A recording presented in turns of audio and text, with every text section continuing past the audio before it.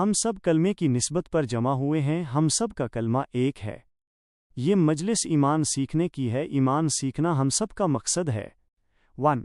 کسی نبی نے یقین سکھائے بغیر اپنی قوم کو عمل پر کھڑا نہیں کیا۔ یقین سکھائے بغیر عمل انسانوں کے لیے سزا اور بوجھ بن جائے گا۔ یقین سکھانے کے بعد عمل انسانوں کے لیے ہدیہ اور تحفہ بن جائے گا۔ اسی لیے اللہ نے اپنے نبی کو یقین کا کلمہ دے کر بھیجا اور اس کلمے کی طرف بلانے کا حکم دیا، اور اسی کلمے پر جنت کا وعدہ ہے۔ اس کلمے کو اللہ پاک نے قرآن مجید کی 86 سورتوں میں سمجھایا ہے۔ اس کلمے کو سمجھنا اور سمجھانا اسے ہی ایمان سیکھنا کہتے ہیں۔ 2. ہم سب کو ایمان سیکھنا ہے۔ صحابہ کرام نے آپ صلی اللہ علیہ وسلم کے ساتھ رہ کر تقریباً 13 سال جس کلمے کو سیکھا وہ کلمہ لا الہ الا اللہ ہے۔ ہر بنی ہوئی چیز کا نام لا الہ ہے اور بنانے والے کا نام الا اللہ۔ بنانے والے سے فائدہ لینے کا راستہ محمد الرسول اللہ ہے۔ 3. ہماری ذات سے کچھ نہیں ہوتا، ہمارے علم، ہنر، طاقت اور صلاحیت سے کچھ نہیں ہوتا۔ نہ گھر چلتا ہے، نہ تبلیغ چلتی ہے۔ اللہ ہی گھر کو چلاتے ہیں، اللہ ہی تبلیغ کو چلاتے ہیں۔ زمین میں اناج نہیں ہے، درخت میں پھل نہیں ہے، جانور میں دودھ نہیں ہے، بادل میں پانی نہیں ہے، سورج میں روشنی نہیں ہے، دکان میں نفع نہیں ہے، دوا میں شفا نہیں ہے، عورت میں اولاد نہیں ہے، یہ سب کچھ اللہ کے غیبی خزانے میں ہے۔ 4. قوم عاد کی طاقت سے کچھ نہیں ہوتا، قوم سمود کے کارخانوں سے کچھ نہیں ہوتا، قوم سبا کے باغات سے کچھ نہیں ہوتا، قوم شعیب کی تجارت سے کچھ نہیں ہوتا، قوم نوح کی تعداد سے کچھ نہیں ہوتا، نمرود و فرعون کی حکومت سے کچھ نہیں ہوتا، قارون کے مال اور عقل سے کچھ نہیں ہوتا، شداد کے چیزوں کو جمع کر لینے سے کچھ نہیں ہوتا، حامان کی وزارت اور نوکری سے کچھ نہیں ہوتا۔ 5. زمین میں قدرت نہیں ہے، آسمان میں قدرت نہیں ہے، چاند میں قدرت نہیں ہے، ستاروں میں قدرت نہیں ہے، ولیوں میں قدرت نہیں ہے، نبیوں میں قدرت نہیں ہے، نبیوں میں قدرت نہیں ہے۔ قدرت کہاں ہے؟ قدرت اللہ کی ذات میں ہے۔ سب کچھ اللہ نے اپنی قدرت سے بنایا ہے اور سبھی پر اللہ کا قبضہ ہے۔ دنیا کے لوگ دنیا کو نہیں چلاتے، اللہ اپنی قدرت سے دنیا کو چلاتا ہے۔ 6. اللہ چاہے تو آگ کو باغ بنا دیتا ہے جیسے حضرت ابراہیم علیہ السلام کے لیے کیا۔ اللہ نے اپنی قدرت سے حضرت داؤد علیہ السلام کے ہاتھ میں لوہے کو موم بنایا۔ حضرت صالح علیہ السلام کے لیے اللہ نے اپنی قدرت سے پہاڑ سے اونٹنی نکالی۔ حضرت یونس علیہ السلام کو اللہ نے اپنی قدرت سے مچھلی کے پیٹ میں زندہ رکھا۔ حضرت یوسف علیہ السلام کو اللہ نے اپنی قدرت سے جیل سے نکال کر بادشاہت کے تخت پر بٹھایا۔ حضرت موسیٰ علیہ السلام کو اللہ نے اپنی قدرت سے دشمن کے گود میں پالا، اور حضرت موسیٰ علیہ السلام کے عصا کو اپنی قدرت سے اژدہا بنایا، اور حضرت موسیٰ علیہ السلام کو اللہ پاک نے اپنی قدرت سے سمندر سے نکالا اور اسی سمندر میں فرعون کو غرق کر دیا۔ 7.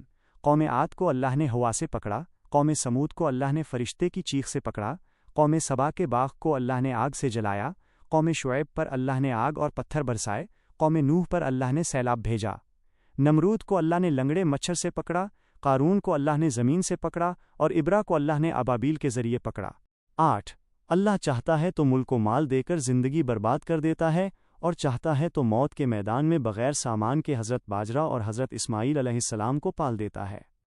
اللہ ہمارا بڑی قدرت والا ہے، اللہ ہمارا بڑی طاقت والا ہے، اس بات کا یقین ہم سب کے دل میں آ جائے۔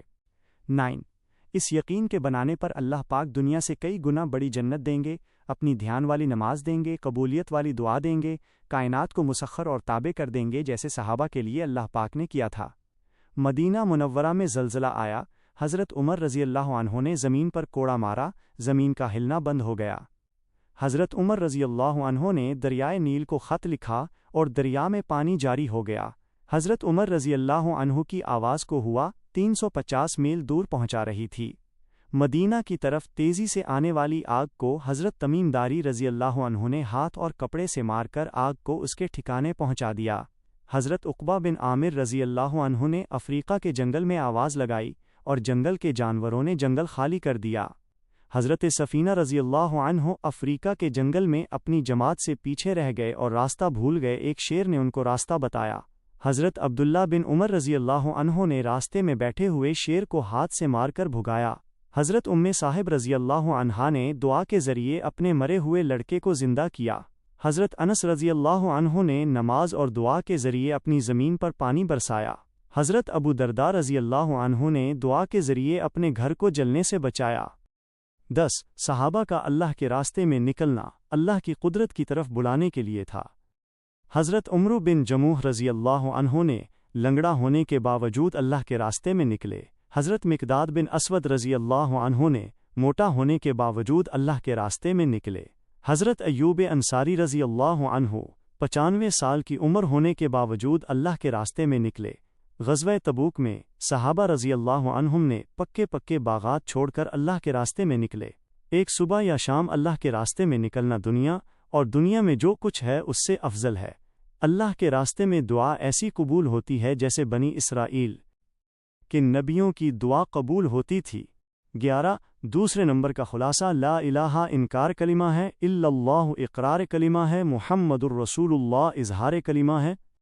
لا الہ دیا جھٹلانے کو، الا اللہ دیا اللہ اور اس کے غیبی نظام کے تعارف کے لیے، محمد الرسول اللہ دیا دنیا اور آخرت کا خوب نفع اٹھانے کے لیے۔ 12 نمبر کا خلاصہ اگر زمین میں اناج ہے تو صحابہ کے چکی میں آٹا کہاں سے آیا؟ اگر درخت میں پھل ہے تو ابو ہریرہ رضی اللہ عنہ کی تھیلی میں کھجور کہاں سے آئی؟ تقریباً 27 سال تک کھاتے رہے اور کھلاتے رہے۔ اگر جانور میں دودھ ہے تو موسیز علیہ السلام کے انگوٹھے میں دودھ کہاں سے آیا؟ 3 دن 3 رات پانی میں بہتے رہے اور انگوٹھے سے دودھ پیتے رہے۔ اگر بادل میں پانی ہے تو قوم شعیب پر آگ اور پتھر کی بارش کہاں سے ہوئی؟ اگر سورج میں روشنی ہے تو گرہن میں کیوں جاتا ہے؟ جنت میں سورج نہیں ہوگا تو روشنی کہاں سے آئے گی؟ اگر دکان میں نفع ہے تو بہت سارے دکاندار قرضدار کیوں ہو جاتے ہیں؟ اگر دوا میں شفا ہے تو لوگ اسپتال سے مر کر کیوں آتے ہیں؟